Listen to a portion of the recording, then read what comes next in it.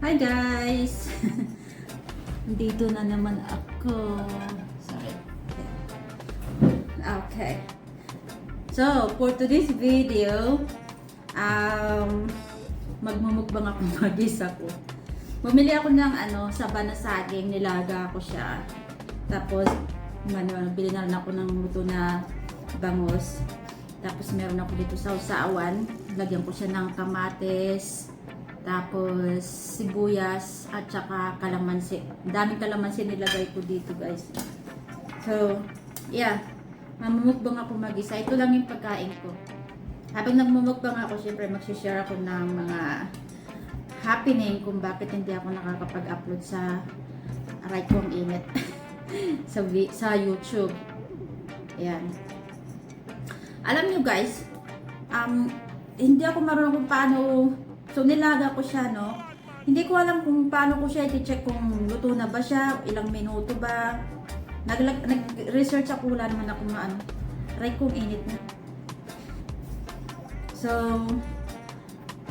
yeah. Ang ginawa ko, binuksan ko na lang yung isa. Check ko lang. Hindi ko rin alam kung paano i-check kung luto na o hindi. Para bang hindi lumaki sa bukid. Yan ang hindi ko natutunan kung paano magluto nito. Ang init, guys. Anyway, pasensya na talaga kayo kung bakit hindi ako nakakapag upload sa YouTube ko kasi kung sa na busy ako, marami talagang mga nangyari pa. Ano nga pala ito guys, itong bagoong na isda. Ang tawag sa amin budo. Hindi ko lang alam kung anong tawag sa iba. Ang sarap. Actually, matagal na ako meron nito. Nung umuwi pa ako nito sa, umuwi ako ng February, binigay sa akin nung binan nung anak ko, yung balai ko. Binigay niya sa akin yan. Isang bote. Ang sarap. Oh my God, ang sarap. Tapos may kamatis. Medyo overripe na yung kamatis.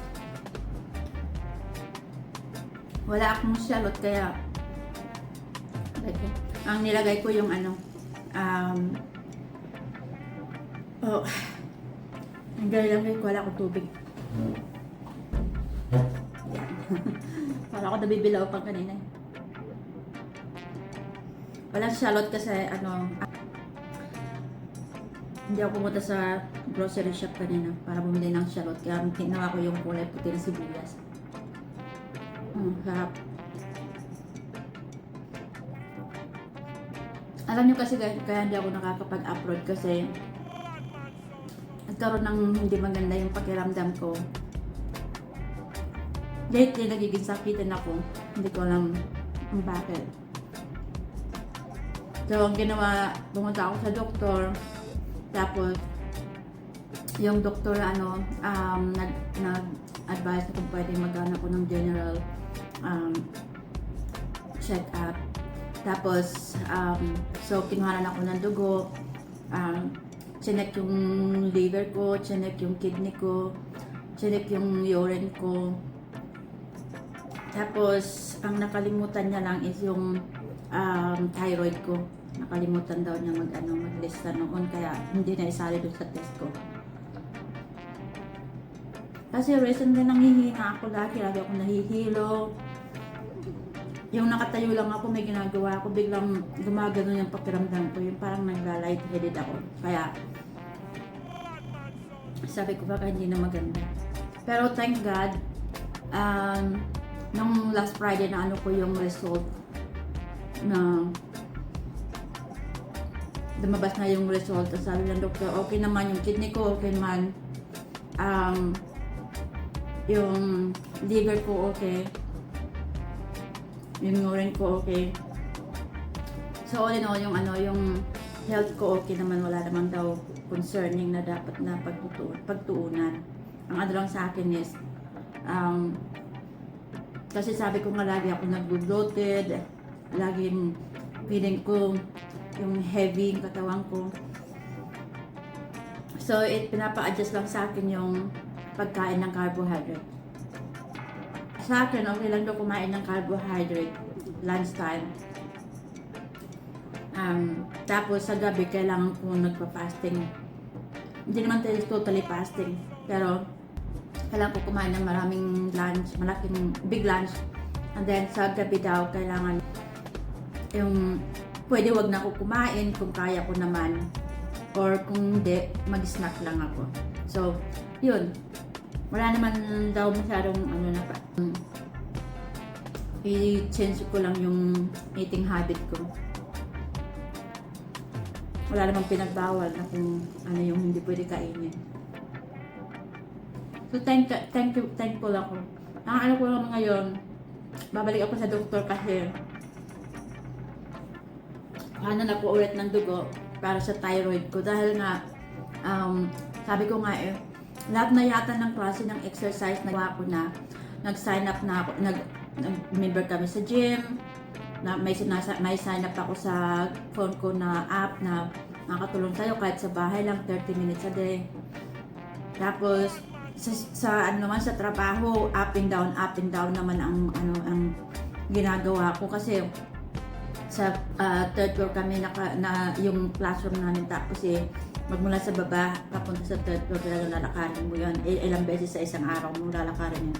Na hindi nga isang araw, sa umaga nga lang from 7 to 12:30, 12:40 ganyan. So ilang beses yun magkakit-akit baba ka. Kaya sabi ko parang sobra na yung exercise ko, pero nangyayari nag-gain weight pa rin ako. Parang kain ko naman is nagli-less na.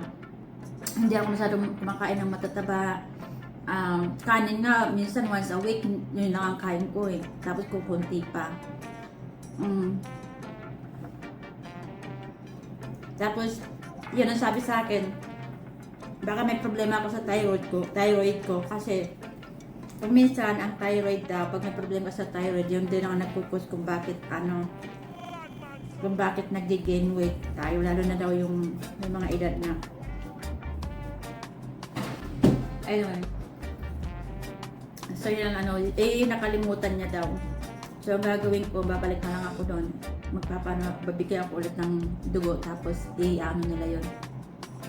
Papa-blood test nila. Sarap lang bangus, guys. Ito nga, isang peraso pa lang, heavy na. Maano na yung tiyan ko.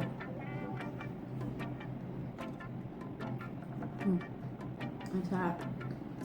At saka, recently, nagtitake ako ng melatonin para makatulog ako. Kasi talagang yun ang problema ko, yung hirap ako matulog. So sabi sa akin, stop ko daw muna. Tapos tingnan ko yung difference niya.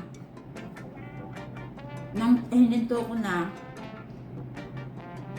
yung hininto ko na yung melatonin, okay naman siya. Ang ano lang ng doktor is mag-multivitamins ka na lang kung gusto mong medyo maayos yung tulog mo. At saka siyempre inano ko na rin yung screen time, yung sa cellphone ko. Dapat hindi ako nagbababad ng cellphone bago matulog, at least an hour before matulog, kasi nag-aano daw yan sa utak natin yung ng screen. Minsan yan daw ang nakakaano din na hindi ka makatulog.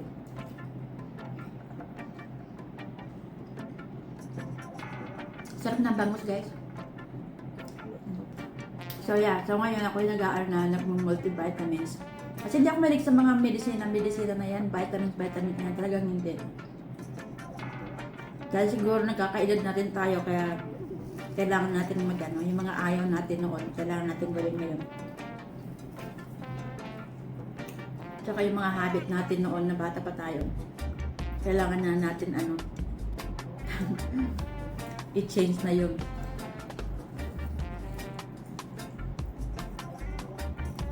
Sarap.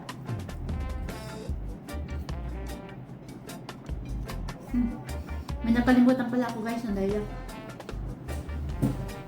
Kalimutan ko, bumili pala ako nito at sara. Kasi, ewan ko kailan pa yung meron akong binili noon na Ay, hindi, nung bumili pala ako ng chicken inasal. Meron ako na kain na atsara. Gusto ko yung atsara na yun.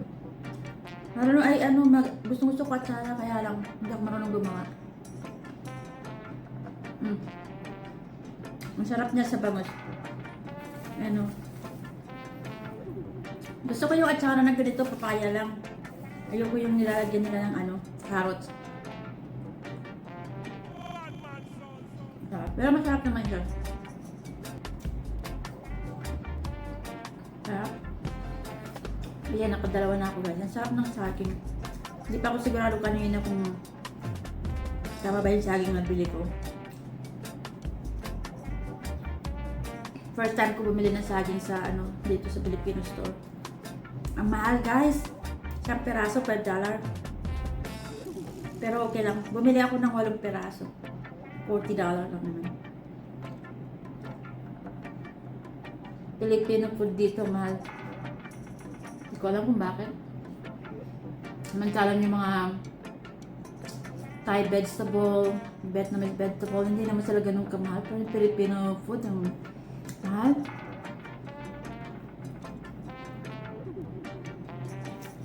Matagal na ako naghahanap ng saging na to eh. Nung panong ano, last week pa actually. Pumunta ako last week, wala silang mga saging. Tapos nung Saturday, nagpunta kami ng asawa ko. Bumalik kami doon sa Filipino store. Mga saging nila doon is mga hinog na. Buti nga meron. Siguro may mga bagong delivery galing Pilipinas.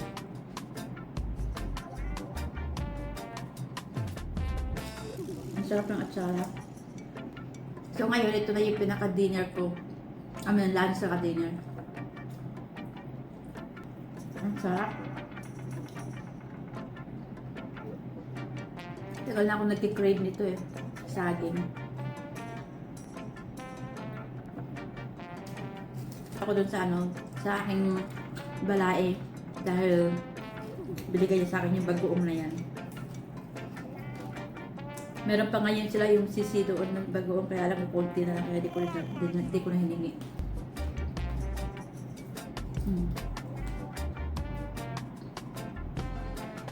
Naparami kain mo dito.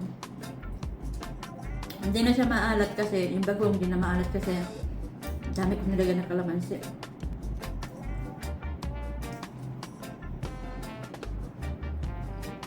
Sarap. Kaya sasabi ko ito na yung dahil sa ka-dinner ko kasi yung aking mag-ama wala dito. Kami na sila uuwi. Yung isa kasi may exam maghapon. Hanggang 6 yata yung exam ng isa. Then, yung asawa ko kailangan mag-supervise doon. Kaya, hindi na kakain dito sa bahay. Alam mo kung saan din masarap ito? Pag naliligo kami ng dagat doon sa probinsya namin. Gusto ko ito nilagang saging at saka nilagang kamuting kahoy. Ang sarap na kainin sa sa dagat. Hindi mo na kailangan na sausawan. Dalawa pa nga lang kayo nakakain sa saging, masikip na yung tiyan ko.